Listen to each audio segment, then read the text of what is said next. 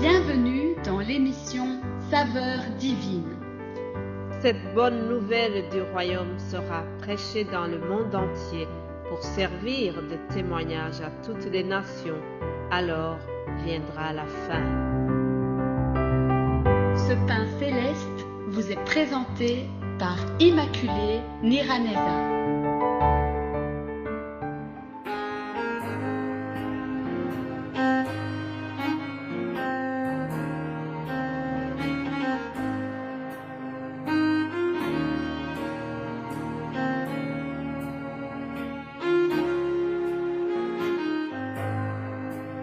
Shalom, shalom, bien-aimés en Christ, que la paix de Jésus-Christ soit avec vous.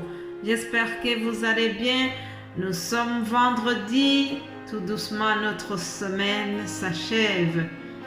Comme vous le savez, nous avons commencé depuis lundi, même depuis 2 semaines, nous sommes en train de vous parler de la rédemption. Le cheminement que cela a pris pour que Jésus-Christ nous sauve. Alors, hier, je vous ai parlé de la crucifixion. La suite logique, c'est qu'aujourd'hui, nous allons parler de la mort de Jésus. Lisons Matthieu 27, 45. Nous aurons juste un petit passage de 4 versets. Lisons au nom de Jésus-Christ. Depuis la 6e heure jusqu'à la 9e heure, il y eut des ténèbres sur toute la terre. Et vers la 9e heure, Jésus s'écria d'une voix forte, « Élie, Élie, lama sabachthani » c'est-à-dire, « Mon Dieu, pourquoi m'as-tu abandonné » Quelques-uns de ceux qui étaient là, l'ayant entendu dire, il appelle Élie. Et aussitôt, l'un d'eux courut prendre une éponge qu'il remplit de vinaigre et l'ayant fixée à un roseau, il lui donna à boire. Mais les autres disaient, laisse, voyons si Élie viendra le sauver. Jésus poussa de nouveau un grand cri et rendit l'esprit. Nous nous arrêtons juste ici pour aujourd'hui. Il vient de rendre l'esprit, mais avant cela, pendant 3 heures, notre Seigneur était dans l'agonie. Le Fils de Dieu, pour nous sauver, a subi les souffrances atroces. 3 heures de souffrance, mes amis. 3 heures de douleur inexprimable. Le seul but de ces souffrances, c'était pour que toi et moi, nous soyons sauvés, pour que l'homme ait le salut. Alors, vous devez considérer que le Seigneur Jésus-Christ, lorsqu'il est venu sur terre, il était pleinement homme et pleinement Dieu. Je répète, Jésus sur la terre, il était pleinement homme et pleinement Dieu. Il est né de la Vierge Marie. Il est né donc d'une femme. Dieu pouvait faire autrement puisqu'il en avait la possibilité. Il est tout puissant. Mais il a choisi que Jésus naisse d'une femme pour qu'il revête cette nature humaine. Alors, sous cet aspect humain, par moments, Jésus-Christ a eu une plainte. Il a fait une prière, mais cette prière était remplie aussi de plaintes. Dans sa prière, Jésus va dire, mon Dieu, pourquoi m'as-tu abandonné » Le Seigneur s'est senti abandonné. Le Fils s'est senti abandonné par son Père. Mais j'ai aimé cette prière, mes amis. Dans la prière de Jésus, il a utilisé la parole de Dieu. Lisons le psaume 22, verset 2. Il est écrit: mon Dieu, pourquoi m'as-tu abandonné? Et t'éloignes-tu sans me secourir, sans écouter mes plaintes? C'est exactement les mêmes paroles que nous trouvons dans la prière que Jésus a faite sur la croix. Qu'est-ce que cela nous enseigne, mes amis? Cela nous enseigne que dans nos prières, nous devons utiliser la parole de Dieu. Lorsque nous nous adressons au Dieu le Père, nous devons utiliser son langage, le langage qu'il a utilisé pour nous communiquer. Alléluia. Voilà, Jésus donc a cité cette parole du psaume sur la croix. Alors, aussi au verset 50, nous voyons que le voile se déchire. Qu'est-ce que cela signifie? Le voile qui s'est déchiré, ça veut dire que Jésus-Christ est venu pour remplacer ce qui se faisait avant.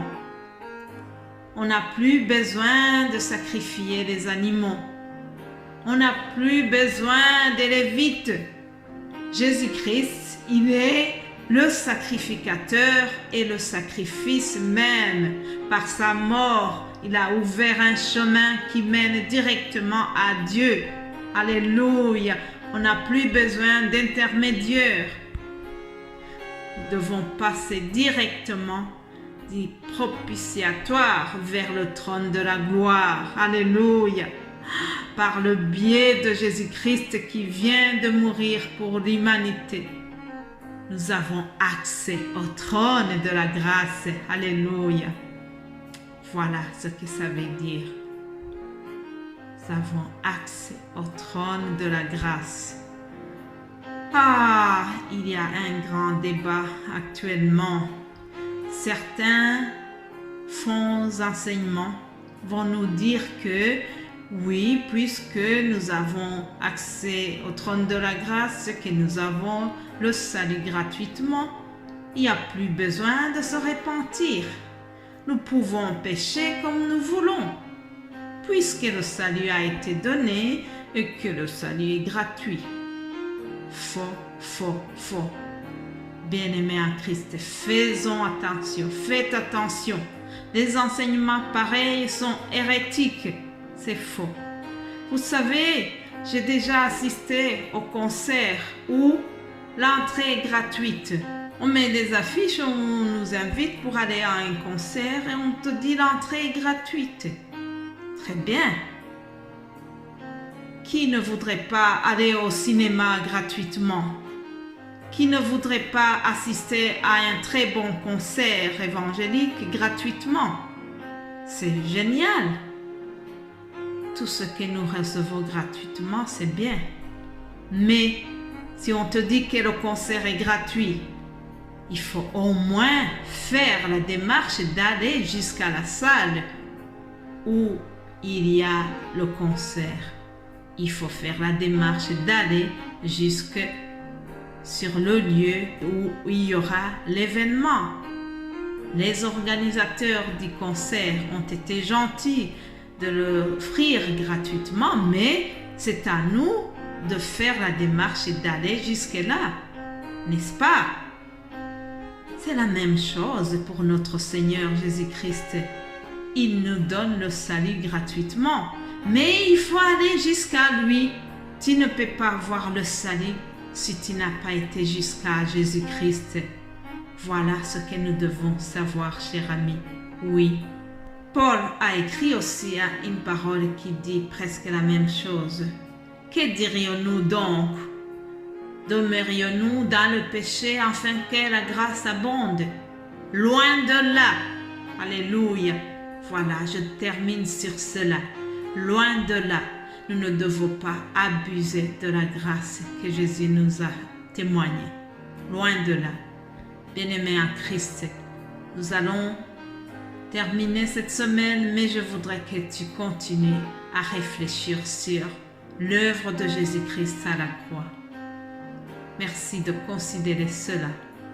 Et ne crucifions plus Jésus-Christ.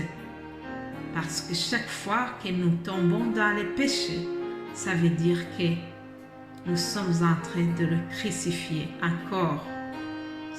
Ça serait vraiment dommage. Alors, je vous invite à ne plus le crucifier. Loin de là. N'abusons pas de la grâce de Dieu. Loin de là. Ne tombons pas dans les péchés. Loin de là. Voilà, je termine ce message en vous souhaitant un bon week-end et nous allons nous retrouver lundi pour continuer ce très beau programme de la rédemption qui va nous amener jusqu'à Pâques. Passez un excellent week-end, que Dieu vous bénisse abondamment. Amen.